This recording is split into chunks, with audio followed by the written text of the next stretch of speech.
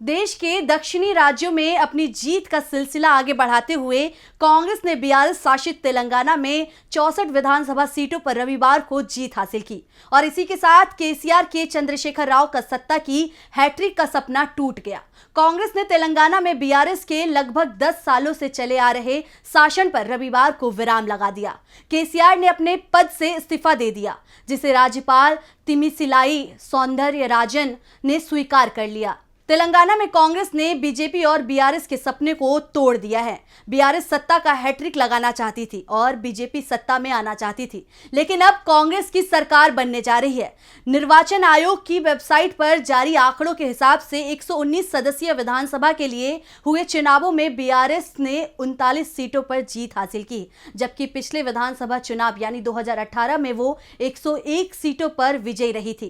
कांग्रेस ने 118 सीटों पर अपने उम्मीदवार उतारे थे और 64 सीटों पर जीत हासिल की, जबकि इसके सहयोगी दल भारतीय कम्युनिस्ट पार्टी ने 1 सीट पर जीत दर्ज की। वहीं असदुद्दीन ओवैसी के नेतृत्व वाली एआईएमआईएम ने अपनी 7 सीटें बरकरार रखते हुए अपने पारंपरिक गढ़ पुराने हैदराबाद शहर में अपनी पकड़ बनाए रखी है। एआईएमआईएम उम्मीदवारों ने 9 सीटों पर चुनाव लड़ा था और उनमें से 7 पर जीत हासिल की।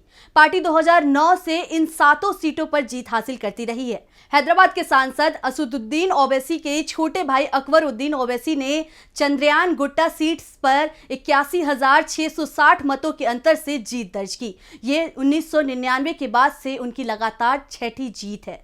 तेलंगाना में मिली पहली बड़ी जीत के बाद कांग्रेस नेताओं के एक प्रतिनिधि मंडल ने तेलंगाना की राज्यपाल सौंदरराजन से मुलाकात की और राज्य में सरकार बनाने का दावा पेश किया। राज्यपाल से मुलाकात के बाद पत्रकारों से बात करते हुए कर्नाटक के उप मुख्यमंत्री डीके शिव कुमार ने जानकारी दी कि नव निर्वाचित कांग्रेस विधायकों की बैठक मंगलवार को होगी। शिव कुमार ने संवाददाताओं से कहा, आज हमारे प्रभारी महासचिव मणिकराव ठाकरे, प्रदेश कांग्रेस कमेटी अध्यक्ष, पूर्व प्रदेश कांग्रेस कमेटी अध्यक्ष और हमारे सभी एआईसीसी पर्यवेक्षकों के नेतृत्व में हमने तेलंगाना की राज्यपाल से मुलाकात कर राज्य में सरकार बनाने का दावा पेश किया। आपको बता दें, प्रदेश कांग्रेस के अध्यक्ष रेवंत रेड्डी राज्य में मुख्यमंत्री पद के प्रबल दावेदार हैं। उन्होंने राज्य के शीर्ष पुलिस अधिकारियों से मुलाकात की और शपथ ग्रहण समारोह के लिए सुरक्षा व्यवस्था पर चर्चा की, जो 9 दिसंबर को होने की संभावना है। रेड्डी ने कोंडगल निर्वाचन क्षेत्र से बीआरएस के पी नरेंद्र रेड्डी को 32,000 से अधिक मतों के अंतर से हराया। रेड्डी ने कांग्रेस को मिले जनादेश का स्वागत किया, जबकि बीआरएस ने हैट्रिक सुनिश्चित करने में अपनी विफलता पर निराशा व्यक्त की। रेड्डी ने संवाददाताओं से कहा, ये लोगों का जनादेश है, हमें विश्लेषण करने की जरूरत नहीं है। सब कुछ ठीक रहने से ही आपको जादुई आंकड़ा हासिल होगा। स्पष्ट बात यह है कि जनता बदलाव चाहती थी, जनता केसीआर को हराना चाहती थी और उन्होंने हरा दिया। बीआरएस के कार्यकारी अध्यक्ष और केसीआर के बेटे केटी रामाराव ने कहा कि विधानसभा चुनाव के परिणाम निराशाजनक है, लेकिन वो दुखी नहीं है। उन्होंने कहा, बीआरएस को सरकार चलाने के लिए लगातार 2 कार्यकाल देने के लिए तेलंगाना के लोगों का आभारी हूं। आज के नतीजे से दुखी नहीं हूं, लेकिन निश्चित रूप से निराश हूं, क्योंकि ये हमारे लिए उम्मीद के अनुरूप नहीं रहा, लेकिन हम इसे एक सीख के रूप में लेंगे।